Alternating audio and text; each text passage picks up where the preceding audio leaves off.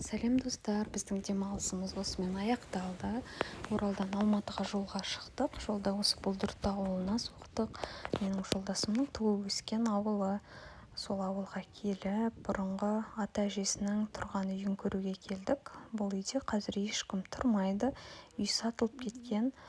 Бірақ сонда да ішін болмаса да сыртынан қарап, көріп қайттық. Үй ешқандай өзгеріссіз. Даже есік-терезелері де ауыспаған екен. Ешкім тұрмағаннан кейін ремонт жасалмаған. Ішіне кіре алмадық.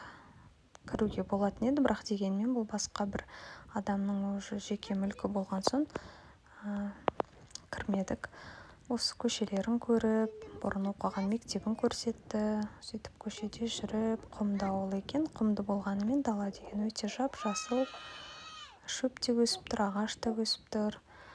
Біздің 2016 жылы тойымызда осы ауылдан туысқан апайымыз болатын. Біздің тойымызға келген, сол кісінің қал жағдайын сұрайық деп амандасып кіріп шықтық. Ол жақтан шығып, осы ауылда тұратын жеңгесінің үйіне де кіріп амандасып кетейік дедік. Ол үйге кіріп, бір шайымызды ішіп, амандықтарын алып, одан кейін жолдасымның досының үйіне соқтық. Ол кісіні жолдан көріп қалдық. Болмай үйден нан істеп шығындар деп көңілін қимай келдік. Бұл үй мен жолдасымның нағашы ағасының үйі болған екен. Бірақ ол кісі өмірден өткен. Қазір мүлдем басқа адамдар тұрады. Бірақ жеңгемізге көрсетейік деп осылай фотоға, видеоға түсіріп алдық. Жолдасым көріп, осы үйде бұрын ойнайтынбыз деп еске алып, сонымен жолға шығып кеттік. Осылай бізге салқын көже дайындап берді. Жолда ішесіздер деп, осылай радуга шығып тұр, жауын болып тұр. Арасында жауын жауды, күн шықты. Сонымен аман-есен Ақтөбеге жетіп, Ақтөбедегі апайымыздың үйіне қондық. Одан таңғысын 5-те тұрып, ерте жолға шығып кеттік. Ақтөбенің жолы өте нашар. Егер осы алыс жол жүріп жүрген кісілер болса білетін шығар. Сонымен ерте жарықта жаман жолдан өтіп алайық деп шығып кеттік. Балалар әлі ұйықтап жатыр. Тәтті ұйқыда жатыр. Біз өзіміз оянып алдық. Жолдасым машина айдап келе жатыр. Жолдан өтіп, осылай Ақтөбеден бір кафеге кірдік. Өте уютный қып жасап қойған екен. Осы тапшанда қазір тамақ ішіп, жолдасым кішкене ұйықтап демалып алады. Демалғаннан кейін қайтадан жолға шығып, осылай Қызылордаға келдік. Қызылордаға Қорқыт атаның басына келіп, 2016 жылы біз осы жерде болғанбыз. Осы жерде фотоларымыз болған. Ол кезде жолдасым екеуміз ғана болатынбыз.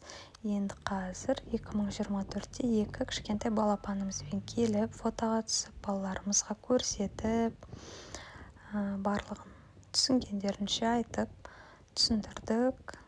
Кеш батып қалған кез, осындай закат өте әдемі болып батқан күн. Тамсанып қарап, видеоға түсіріп, суретке түсірдік. Сонымен жолда бір гостиницаға келіп, демалайық деп ойласақ, бір бөлмеде бірнеше адамдар жатады екен. Еще басқа ұлттың азаматтары екен. Сонымен қой деп, папамыз машинада демалып жатыр. Біз кедергі жасамайық деп, мен балаларды далада өстіп серуендетіп, кафенің ішіне кіргізіп, тамақтарын алып беріп жүрдім. Сонымен қайтадан жолға шықтық. Түркістанға келдік. Түркістанда осындай бізге өзбек ағайларымыз арбуз берді. Соны жеп алдық. Жолдасым демалсын деп, мен кішкене рульға отырдым. Кішкене демалып алсын деп. Одан кейін қайтадан өзі рульді алды. Сөйтіп аман-есен Шымкентке де жеттік. Біздің Шымкент жақ оңтүстік деген уже керемет, осындай көк майса шөптің иісі шығып, қалың шөп, өте әдемі таулар басталды. Жолда балалар уже мазасыздана бастады. Сөйтіп аман-есен өзіміздің Жамбыл облысына да өттік. Сөйтіп Атарға келген кезде менің мама-папам тұрады сол Атар ауылында. Соларға кіріп, амандасып, шай тамағымызды ішіп, қайтадан Алматыға жолға шықтық. Енді аз жол қалды ғой деп, көпті өттік қой деп, балаларға шыдаңдар деп бір ата әжесінің үйіне кіргізіп демалтып алдық та қайтадан жолға шықтық. Осымен біздің кішігірім саяхатымыз аяқталды. Аман есен өзіміздің Алматымызға жетіп алдық. Өте жақсы демалыс болды. Негізі машинамен барғанның көп плюстары бар екен. Өзің машинамен барған соң барлық жерді аралап, тоқтап көруге мүмкіндік көп. Сонымен түнгі 12-1-де үйімізге жеттік. Бізге 2,5 күн уақыт кетті осы Оралдан Алматыға жетуге. Оның арасында біз Ақтөбеге кіріп, қонып, тағы да жолда ұйықтадық.